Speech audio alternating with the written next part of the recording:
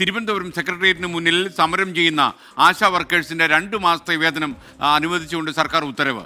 52.85 കോടി രൂപയാണ് ഇപ്പോൾ അനുവദിച്ചിരിക്കുന്നത്. മറ്റ് സംസ്ഥാനങ്ങളെക്കാൾ ഉയർന്ന ഓണറേറിയമാണെന്ന് കേരളത്തിലെ ആശാ വർക്കർമാർ കൊടുക്കുന്നതെന്നാണ് സർക്കാർ പറഞ്ഞത്. സലീം മാലിക് കൂടുതൽ വിവരങ്ങളുമായി സെക്രട്ടേറിയറ്റിന് മുന്നിൽ നിന്നും അതായത് തിരുവനന്തപുരത്തെ സെക്രട്ടേറിയറ്റിന് മുന്നിൽ നിന്ന് നമുക്കൊപ്പം ചേരുകയാണ്. സലീം മാലിക്, യഥാർത്ഥത്തിൽ ഇത്രയും തുക അനുവദിച്ചതോടെ 2 മാസത്തെ വേതനം അനുവദിച്ചതോടെ ഈ സമരം അവസാനിക്കുമോ? ഈ സമരം ഈ 2 മാസത്തെ വേതനം അനുവദിച്ചത് കൊണ്ട് മാത്രം അവസാനിക്കില്ല എന്നുള്ളത് മാത്രമല്ല, ഈ സമരാവശ്യം അത് മാത്രമല്ല എന്നുള്ളതാണ് ഏറ്റവും പ്രധാനപ്പെട്ട കാര്യം. നിലവിൽ 3 മാസത്തെ കുടിശ്ശികയാണ് ഇതുമായി ബന്ധപ്പെട്ടവർക്കുണ്ടായിരുന്നത്. അതിൽ നിന്നും 2 മാസത്തെ കുടിശ്ശികയാണ് ഇപ്പോൾ അനുവദിക്കുന്നത്. അത് വലിയൊരു ആശ്വാസമായി ഇവർക്ക് ഉണ്ട്. പക്ഷേ അതിനോടൊപ്പം തന്നെ ഇവർ ഉയർത്തുന്ന പല ആവശ്യങ്ങളുണ്ട്. അത് ഈ ഓണറേറിയം അനുവദിക്കുന്നതിൽ മാത്രമല്ല, ഈ ഓണറേറിയത്തിന് വലിയ മാനദണ്ഡങ്ങൾ കൂടി ഇവർ വെച്ചിട്ടുണ്ട്. ആ മാനദണ്ഡങ്ങൾ പൂർണ്ണമായും പിൻവലിക്കുക എന്നുള്ളതാണ്. മാത്രമല്ല, ഇവരുടെ വിരമിക്കൽ പ്രായം 62 വയസ്സാക്കി ഇട്ടുണ്ട്. അതിനുശേഷമുള്ള വിരമിക്കൽ തുക അനുവദിക്കണം എന്നതുൾപ്പെടെയുള്ള വിവിധ ആവശ്യങ്ങൾ ഇവരുടെ ഭാഗത്തു നിന്നുണ്ട്. അതിനിടയിലാണ് സർക്കാർ ഇപ്പോൾ ഈ 7000 രൂപയാണ് മാസം ഓണറേറിയം എന്നാണ് സമരം ചെയ്യുന്ന ആശാ വർക്കർമാർ അവകാശപ്പെടുന്നത്. ഇപ്പോൾ സർക്കാർ പുറത്തിറക്കിയിരിക്കുന്ന വാർത്താക്കുറിപ്പിൽ സർക്കാർ അത് നിഷേധിക്കുകയാണ്. 13,200 രൂപയാണ് ഈ മാസം ആശാ വർക്കർമാർക്ക്, നന്നായി ജോലി ചെയ്യുന്ന ആശാ വർക്കർമാർക്ക് ലഭിക്കുക.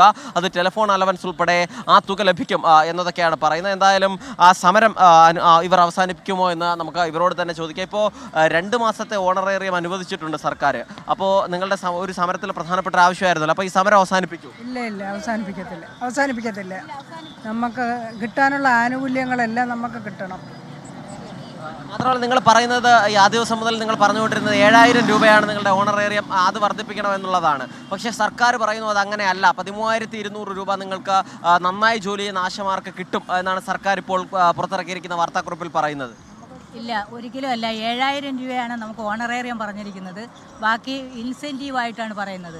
ഓണറേറിയം തന്നെ 10 മാനദണ്ഡം വെച്ചാണ് 700 രൂപ വെച്ച് 10 മാനദണ്ഡത്തിനാണ് 7000 രൂപ അടിക്കുന്നത്. അതുപോലും ആ മാനദണ്ഡം കറക്റ്റായിട്ട് കിട്ടാത്ത ആശമാർക്ക് പലവരും 1500 രൂപ മേടിക്കുന്നതുകൊണ്ടുണ്ട്. ആ സർക്കുലർ, ഈ സർക്കാർ തന്നെ ഇറക്കുന്ന സർക്കുലർ പരിശോധിച്ചാൽ അറിയാം, 7000 രൂപ കൃത്യമായിട്ട് മേടിക്കാത്ത എത്രയോ ആശമാർ. ഈ ഓണറേറിയം അല്ലാതെ മറ്റ് ഇൻസെൻറ്റീവുകൾ ഉൾപ്പെടെ ഈ പറയുന്ന തുക നിങ്ങൾക്ക് ലഭിക്കാറുണ്ടോ? ഒരിക്കലും കിട്ടിയിട്ടില്ല. കാര്യം അവർ പറയുന്ന മാനദണ്ഡം എന്ന് പറഞ്ഞാൽ ഗവൺമെൻറ് ഹോസ്പിറ്റലിൽ പ്രസവിക്കുന്ന ഒരാൾക്ക് 300 രൂപ കിട്ടുമെന്ന് പറയുന്നു. മറ്റേ ഒരുപാട് പേര് ഇപ്പം പൈസ ഇല്ലെങ്കിൽ പോലും ഗവൺമെൻറ് ആശുപത്രികളിൽ പ്രസവിക്കുന്ന ആൾക്കാർ വളരെ ചുരുക്കമാണ്. അവരെല്ലാം പ്രൈവറ്റ് ഹോസ്പിറ്റലിലാണ് പ്രസവിക്കുന്നത്. അപ്പോൾ അങ്ങനെ വരുമ്പോൾ അതിൽ 300 രൂപ പറയുന്നത് നമുക്ക് ആശമാർക്ക് അത് കിട്ടാറില്ല.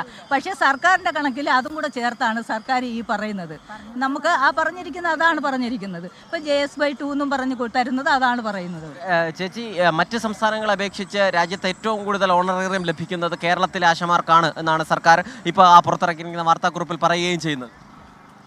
അത് ഞങ്ങൾ വിശ്വസിക്കത്തില്ല. കാരണം നമ്മളിപ്പോൾ ഓരോ ജോലി ചെയ്യുമ്പോഴിപ്പോൾ ഗർഭിണികളുടെ കാര്യം തന്നെ പറയുന്നല്ലോ, അവർക്ക് നമുക്ക് കിട്ടിയ എല്ലാവരും പ്രൈവറ്റിൽ പോകണമുണ്ട്. അതുപോലെ കുഞ്ഞുങ്ങളുടെ ഇമ്മ്യൂണൈസേഷന് 28 ദിവസത്തിൽ ഒരിക്കലാണ് നമ്മൾ ഈ കുത്തിവയ്പ്പ്. അപ്പം നമുക്ക് കിട്ടുന്ന കുട്ടികളെ കൊണ്ടുപോയാൽ അവർക്കത് പോരാ.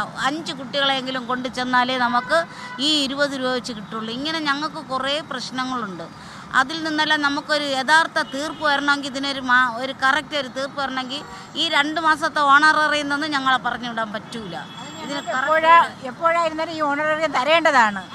ജോലി ചെയ്യുന്ന കൂലിയാണ് അവർ തരാമെന്ന് പറയുന്നത്. ഞങ്ങൾ പറയുന്ന ആനുകൂല്യങ്ങളെല്ലാം ഞങ്ങൾക്ക് തന്നല്ലാതെ ഞങ്ങൾ ഒരിക്കലും ഇവിടെ നിന്ന് പിരിഞ്ഞു പോകില്ല.